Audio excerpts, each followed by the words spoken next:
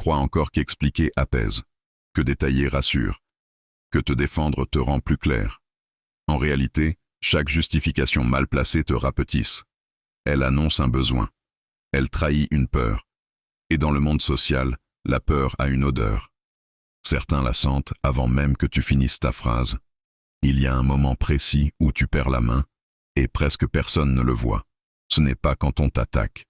Ce n'est pas quand on te critique. Ce n'est même pas quand on te manque de respect. Le vrai basculement arrive quand tu te mets à expliquer trop tôt. Tu connais cette scène. Quelqu'un te lance une remarque sèche. Un collègue te regarde avec ce demi-sourire qui ne cherche pas la vérité, mais la fissure. Un proche te dit, d'un ton faussement calme, qu'il ne comprend pas ton comportement. Et là, sans même t'en rendre compte, tu entres dans le piège. Tu parles plus vite, tu développes, tu précises, tu ajoutes des détails non demandés. Tu veux corriger l'image, réparer le malentendu, reprendre la maîtrise. Sauf que tu es déjà en train de la perdre. Parce qu'une justification n'est pas seulement une phrase. C'est une posture, une position mentale. C'est le signal invisible que tu acceptes le tribunal de l'autre. Tu lui reconnais le droit de t'évaluer, de t'interroger, de te mettre sous lumière blanche, comme si ton rôle était de prouver que tu es propre, cohérent, innocent. À cet instant, le rapport s'inverse. Tu n'es plus celui qui se tient debout. Tu deviens celui qui répond. Et celui qui répond trop se place toujours en dessous de celui qui juge. Le plus cruel, c'est que beaucoup de gens font ça en croyant montrer leur bonne foi. Ils pensent paraître honnêtes, matures, ouverts. Ils pensent qu'en donnant plus d'informations, ils vont dissoudre la tension. Ils ignorent que dans beaucoup d'interactions, la tension n'est pas un problème à résoudre. C'est un test, une sonde, une prise de température. L'autre ne veut pas forcément comprendre. Il veut voir combien de temps il lui faut pour te faire sortir de ton axe. Une personne solide n'a pas besoin de tout rendre confortable. Une personne solide laisse parfois le malaise respirer. C'est ça qui trouble. Le silence n'est pas vide. Il est plein de hiérarchie, plein de cadres, plein de signaux. Quand tu cesses de te justifier, tu refuses d'entrer dans la cage invisible où l'autre a prévu de te placer. Tu ne fournis plus le carburant émotionnel qui nourrit sa position. Tu ne lui offres plus ta hâte, ton anxiété, ton besoin d'être réhabilité. Et c'est précisément pour ça que le silence fait peur. Il fait peur à ceux qui contrôlent par la pression. Il fait peur à ceux qui obtiennent du pouvoir en mettant les autres sur la défensive. Il fait peur à ceux qui ont appris à lire la fragilité dans les explications trop longues. On croit souvent que le pouvoir se montre. Mauvaise lecture. Le pouvoir le plus net se retire. Il ne se justifie pas à chaque secousse. Il n'accourt pas pour réparer chaque perception. Il sait qu'une image qui dépend des interprétations du moment est déjà une image perdue. Regarde bien les dynamiques ordinaires. Quelqu'un arrive en retard à une réunion et déballe immédiatement une histoire de circulation, de messages non reçus, de problèmes imprévus, de téléphones qui n'avaient plus de batterie. Souvent, avant même la fin, la pièce a déjà décidé qu'il est faible. Pas parce qu'il est en retard, parce qu'il mendie la compréhension. Un autre arrive, pose son dossier, dit simplement « On commence ». Le retard n'est pas effacé, mais la perception change. L'un implore le contexte, l'autre impose la suite. Le monde social est brutal à ce niveau-là. Il écoute moins les mots que la structure cachée sous les mots. Il ne retient pas seulement ce que tu dis. Il retient la position depuis laquelle tu le dis. La justification excessive révèle un besoin de contrôle sur l'image, et ce besoin lui-même détruit l'image. C'est le paradoxe. Plus tu t'acharnes à prouver ta valeur, plus tu suggères qu'elle dépend du regard extérieur. Plus tu veux corriger l'interprétation, plus tu la rends centrale. Tu nourris ce que tu aurais dû laisser mourir. Les personnes les plus faciles à manipuler ne sont pas toujours les plus naïves. Ce sont souvent celles qui ne supportent pas d'être mal comprises. Celles qui veulent absolument être perçues comme justes, propres, cohérentes, bien intentionnées. Il suffit alors de semer un doute, un sous-entendu, une petite accusation imprécise. Elles feront le reste toutes seules. Elles se mettront à parler, à se défendre, à se dévoiler, à livrer leurs points sensibles dans l'espoir d'être acquittées. Elles ne voient pas que l'accusation n'était parfois qu'un hameçon. Le silence, lui, casse cette mécanique. Il ne donne pas prise si vite, il ne court pas derrière chaque interprétation hostile. Il laisse l'autre face à son propre geste. Et beaucoup de gens supportent mal ce retour. Ils préfèrent quand tu t'expliques, quand tu t'agites, quand tu remplis l'espace. Ton agitation les rassure. Elle confirme qu'ils ont eu de l'effet sur toi. Ton calme, lui, les dérange. Pas le calme doux, pas le calme décoratif, le calme dense. Celui qui dit sans parler « Je n'ai pas besoin de me réduire pour te soulager ». Ce calme-là crée une tension particulière, une tension presque animale, parce qu'il enlève à l'autre une information essentielle, ton niveau réel d'atteinte. Est-ce qu'il t'a touché? Est-ce qu'il t'a déstabilisé? Est-ce que tu encaisses? Est-ce que tu prépares? Quand tu arrêtes de t'expliquer, tu redeviens illisible. Et l'illisible prend toujours plus de place que le transparent. C'est là que la plupart se trompent. Ils pensent que se justifier, c'est clarifier.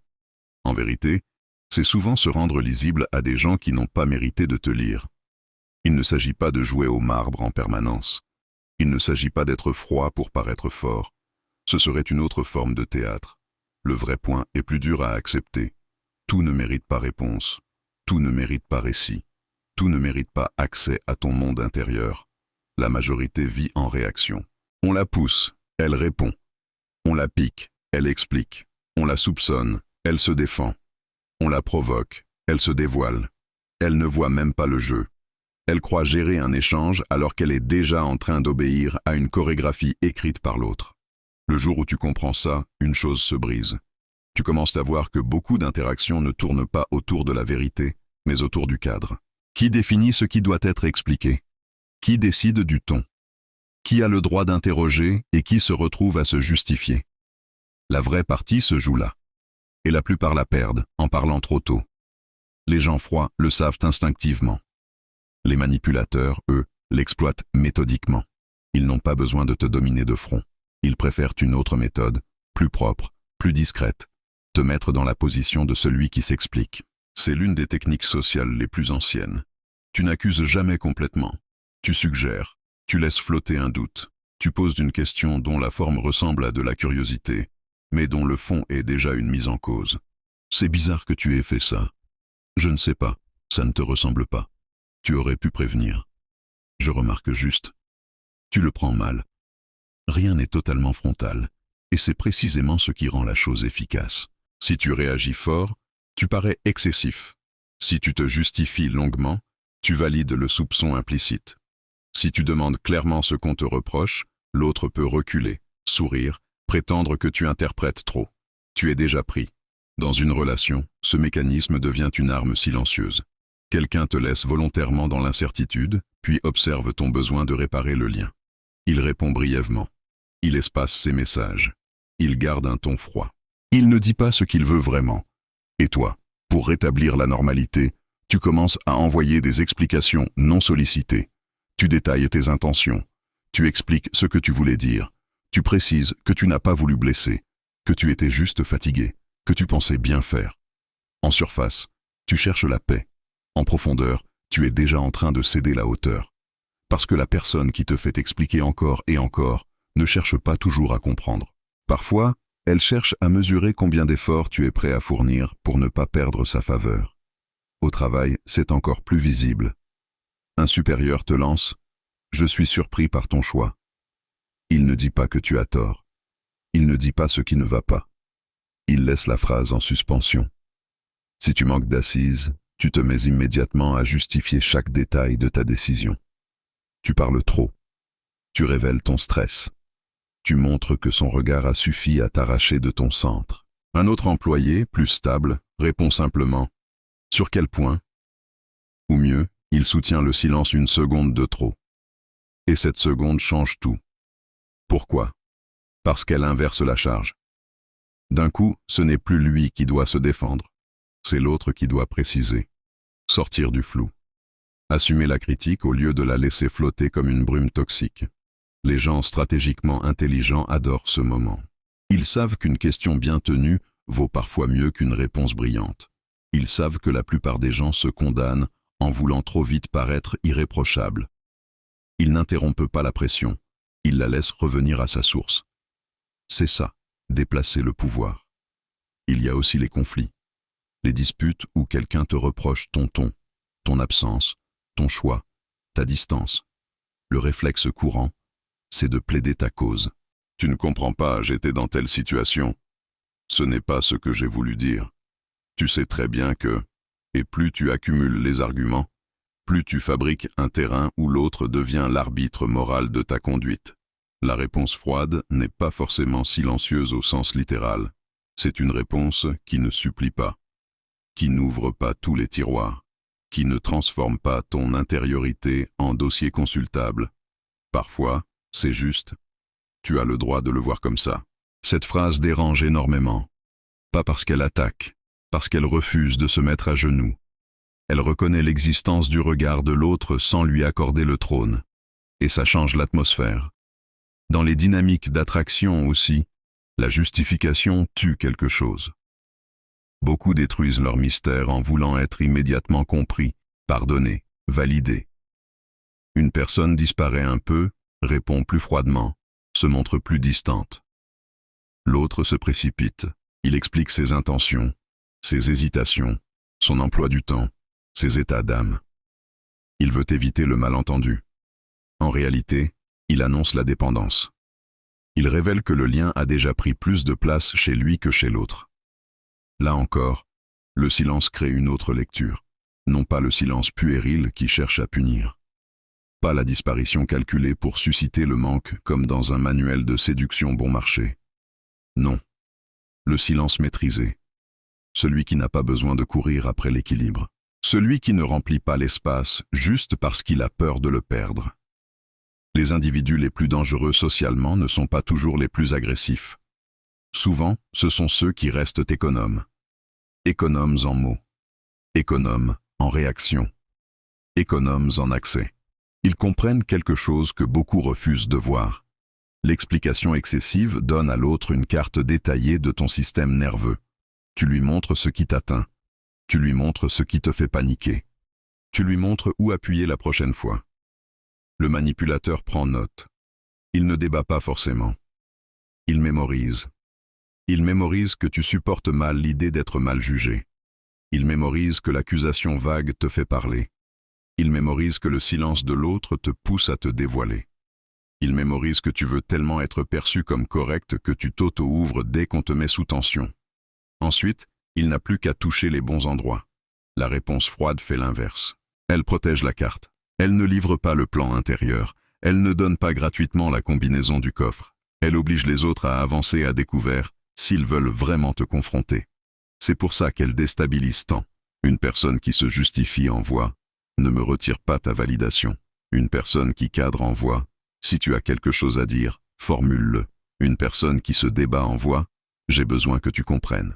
Une personne qui se tient en voix, comprendre n'est pas toujours ton droit. Cette différence paraît subtile. Elle est énorme. Le social n'est pas propre. Les rapports ne sont pas toujours sincères. Beaucoup de gens testent les limites, parfois sans même en avoir conscience. Ils poussent un peu. Ils regardent si tu t'excuses pour exister. Ils regardent si tu surexpliques tes choix.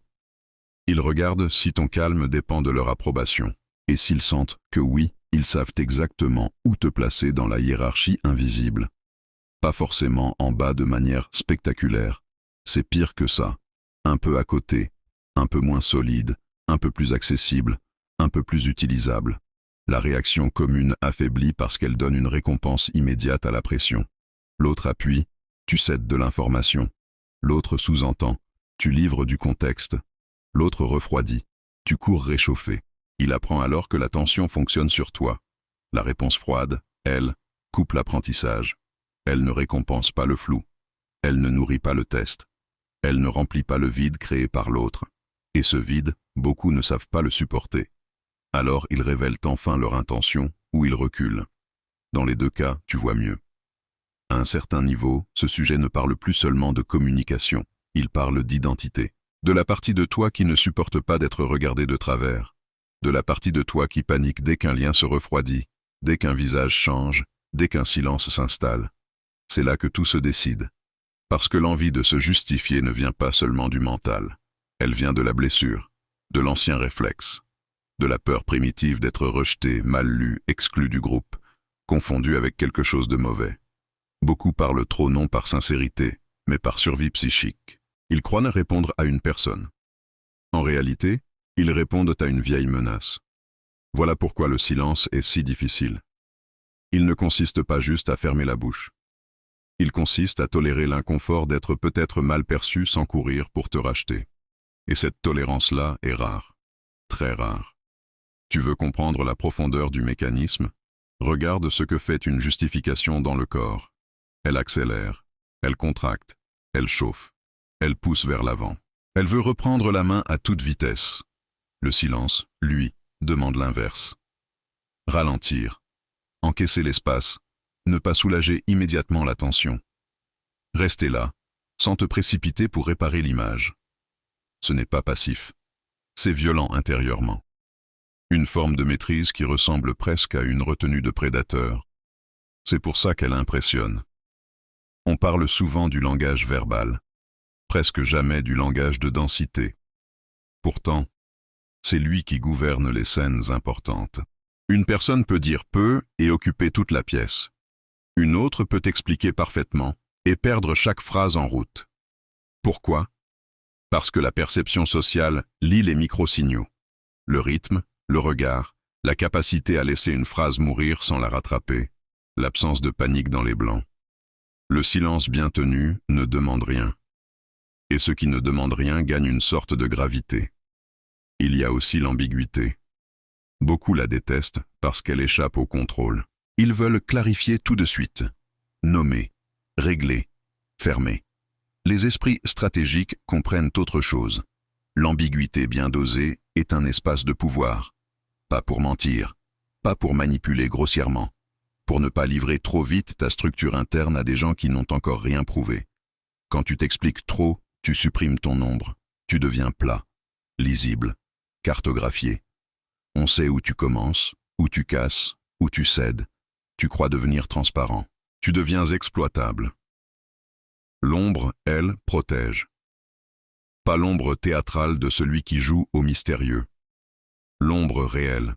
La part de toi qui n'est pas immédiatement consommable par autrui. La part qui ne se laisse pas résumer au premier échange, au premier conflit, au premier soupçon. Cette part crée une forme de respect brut, parce qu'elle rappelle une chose que beaucoup ont oubliée. Tout le monde n'a pas accès à tout. La personne réactive veut être comprise. La personne stratégique veut d'abord rester entière. Ce n'est pas pareil. Il y a un paradoxe que peu de gens voient. Plus tu t'acharnes à prouver que tu n'es pas une menace, plus certains te traitent comme une proie. Plus tu montres que tu veux être accepté, plus tu encourages les jeux de domination. Pourquoi? Parce que le besoin d'être validé te rend pilotable. On peut te faire bouger avec un froncement de sourcils, avec un retard de réponse, avec un changement de ton, avec une simple suspension. La souveraineté commence quand ces leviers marchent moins. Et cela ne veut pas dire devenir insensible, ça veut dire devenir moins accessible aux manipulations basées sur la perception. Ne plus offrir tes nerfs en libre service. Ne plus considérer chaque tension comme une injonction à te révéler. Ne plus croire que l'autre mérite automatiquement les clés de ton fonctionnement parce qu'il a créé un malaise. Il y a une phrase qu'il faut graver quelque part. Ce que tu expliques sous pression sera presque toujours utilisé contre ta position. Pas forcément contre toi, ouvertement. Contre ta position, contre ton poids, contre ton cadre. Même quand l'autre est de bonne foi, ton empressement à te justifier lui apprend une chose sur toi. Tu crains le désalignement plus que lui. Et la hiérarchie invisible se construit exactement là. Regarde les figures qui marquent, celles dont la présence imprime quelque chose. Elles ne répondent pas à tout. Elles ne corrigent pas chaque lecture. Elles laissent parfois les autres porter le poids de leur propre interprétation. Pas par arrogance gratuite, par économie psychique, par discipline de perception. Elles savent qu'un homme ou une femme qui court derrière chaque malentendu finit par vivre sous mandat étranger. Le silence devient alors un cadre, pas une fuite. Il dit « Je choisis ce qui mérite mon énergie ». Il dit « Ton inconfort n'est pas automatiquement mon devoir ». Il dit « Si tu veux m'atteindre, viens avec quelque chose de net ». Il dit surtout « Je ne me réduirai pas pour te rendre plus à l'aise avec ton pouvoir sur moi ». Tu sens la différence? On n'est plus dans la communication. On est dans le territoire. Et dans ce territoire, une phrase mémorable vaut parfois plus que 10 minutes d'explication. Tu interprètes. C'est ton droit. Je n'ai rien à ajouter. On formule clairement ce que tu veux dire. Chacune de ces phrases fait quelque chose de précis.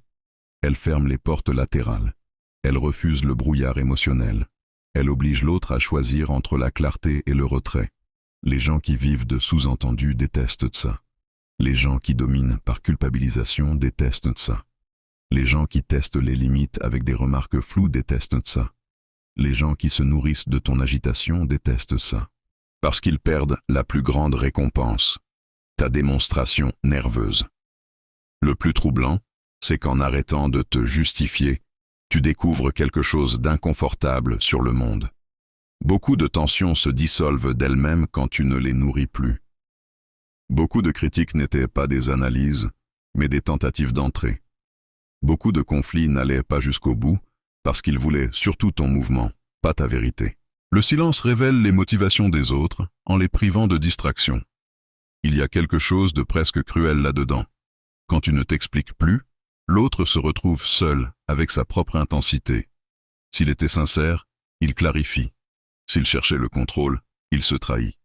Dans les deux cas, tu apprends. Et à force, ton identité change. Tu cesses d'être quelqu'un qui veut être lu correctement par tout le monde. Tu deviens quelqu'un qui choisit, qui a le droit d'interpréter de près. C'est un déplacement immense.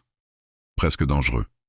Surtout pour ceux qui te préféraient accessibles, transparents, faciles à retourner. Le changement ne se voit pas d'abord dans les grandes scènes. Il se voit dans les secondes. Dans ce petit espace, entre la pression et ta réponse. C'est là que naît la métamorphose. Avant, quelqu'un lançait une remarque, et tu remplissais le vide. Avant, un silence tombait, et tu te sentais obligé de le réparer. Avant, une distance apparaissait, et tu courais l'expliquer. Avant, une critique floue suffisait à te faire ouvrir toutes les pièces de toi. Puis un jour, tu fais autre chose. Pas quelque chose de spectaculaire. Quelque chose de plus inquiétant pour le monde autour de toi. Tu ne te précipites plus. Tu regardes. Tu laisses venir. Tu observes ce qui se passe quand tu ne fournis pas tout de suite l'ancien carburant. Au début, c'est brutal. Ton corps réclame la vieille sortie. Il veut parler, clarifier, calmer, convaincre. Il veut revenir à la version de toi qui achetait la paix avec de l'explication. Mais si tu tiens, même quelques secondes, tu vois apparaître autre chose. Une stabilité plus froide, plus dense. Tu réalises que beaucoup de situations tenaient surtout à ton empressement. Tu n'as pas besoin de transformer ça en méthode rigide. Ce serait encore une prison. Ce n'est pas un tutoriel social à réciter. C'est un repositionnement intérieur. Une manière d'habiter ta propre valeur sans la mettre constamment en débat. Dans le quotidien, cela ressemble à peu de choses visibles. Un regard qui ne se baisse pas pendant qu'on attend ta défense. Une réponse plus courte que prévu. Un non qui ne s'excuse pas. Une absence d'explication là où l'autre comptait sur ton besoin de te blanchir. Une capacité à laisser quelqu'un se révéler par excès pendant que toi, tu tiens ton centre. Tu veux un signe clair que tu changes? Les gens commenceront à moins savoir comment te pousser. Certains deviendront plus directs parce que le flou ne marche plus. D'autres s'éloigneront parce qu'ils préféraient ton ancienne lisibilité. D'autres encore te respecteront davantage sans pouvoir l'expliquer. Ils diront que tu as changé, que tu es plus calme, plus difficile à lire, parfois même plus dur. Ce qu'ils sentiront en vérité, c'est qu'ils ont perdu l'accès automatique à tes réflexes. De réactif, tu deviens illisible. De prévisible, tu deviens stratégique. De demandeur, tu deviens sélectif. De nerveux, tu deviens pesant. Et la pesanteur impressionne plus que le bruit. Il y a un piège pourtant. Beaucoup découvrent le pouvoir du silence et en font une caricature. Ils se ferment. Ils jouent à l'absence. Ils deviennent artificiels, glacés, performatifs. Ça sonne faux. Le vrai silence n'est pas une pause. Il vient d'un point intérieur très précis. Je n'ai pas besoin de me débattre pour conserver ma place. Voilà le noyau. À partir de là, tu ne te tais pas pour manipuler. Tu te tais parce que tout ne mérite pas ta nudité psychique. Tu ne réponds pas peu pour créer un effet. Tu réponds peu parce que tu n'as plus envie de servir ton système nerveux à la consommation collective. C'est plus sombre et beaucoup plus puissant. Imagine une discussion où quelqu'un essaye de te coller une image. Irresponsable, distant, compliqué, agressif, instable. Avant, tu aurais ouvert un dossier complet. Contexte, intention, nuances, blessures, chronologie. Maintenant, tu écoutes. Tu prends la température réelle. Puis, tu choisis. Peut-être une phrase. Peut-être deux. Peut-être rien. Pas par faiblesse. Parce que tu as enfin compris qu'on ne discute pas sérieusement avec toutes les projections qu'on te jette dessus. Parfois, la meilleure réponse n'éteint pas l'accusation. Elle la laisse mal vieillir. La plupart n'ont jamais vu ça. Ils ont grandi dans des environnements où celui qui s'explique vite semblait plus correct, plus gentil, plus digne d'être pardonné. Mais la vie adulte obéit souvent à d'autres lois. Celui qui s'explique trop devient administrable. Celui qui garde sa forme impose plus de prudence autour de lui. On ne provoque pas de la même manière quelqu'un qui ne s'effondre pas en justification. On ne teste pas de la même manière quelqu'un qui ne remplit pas les blancs. On ne domine pas facilement quelqu'un qui supporte d'être momentanément mal compris. C'est cette dernière phrase qui change tout. Supporter d'être momentanément mal compris. Voilà la frontière. La plupart veulent être immédiatement blanchis. Ils ne supportent pas le gris. Ils veulent régler la perception ici, maintenant, tout de suite.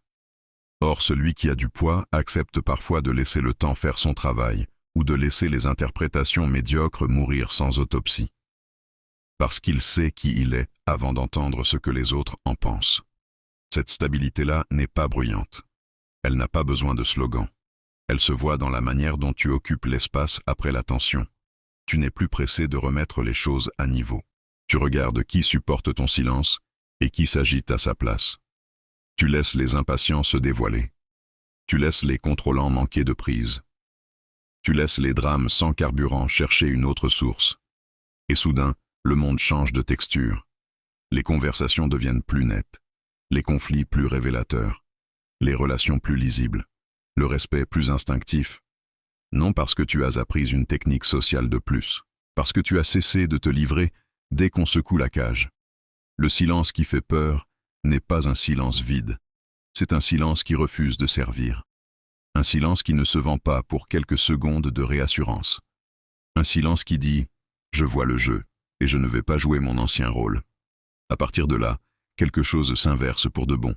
Tu comprends que la vraie domination ne consiste pas à parler plus fort, ni à contrôler tout le monde, ni à écraser. Elle consiste souvent à ne plus offrir ton centre à la moindre pression, à ne plus te trahir pour obtenir un apaisement immédiat, à rester entier quand l'autre espérait te voir t'ouvrir, te défendre, te disperser. C'est là que naît la présence dangereuse. Pas chez celui qui menace, chez celui qu'on ne pousse plus aussi facilement. Fais l'expérience.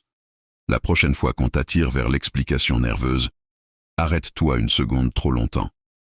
Regarde ce que ça fait à l'autre. Regarde ce que ça fait à toi. Tu comprendras vite qui parlait pour éclairer et qui parlait pour garder la main. À force de te justifier, tu apprends aux autres où te tenir. À force de te taire au bon moment, tu leur apprends qu'ils devront venir autrement. Le silence ne te rend pas froid.